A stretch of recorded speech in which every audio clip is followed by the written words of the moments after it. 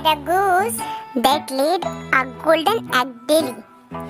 The egg provided enough money for the farmer and his wife for their daily needs.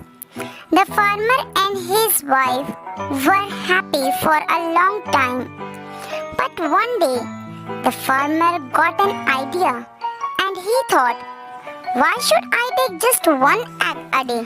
Why can't I take all of them at once and become rich?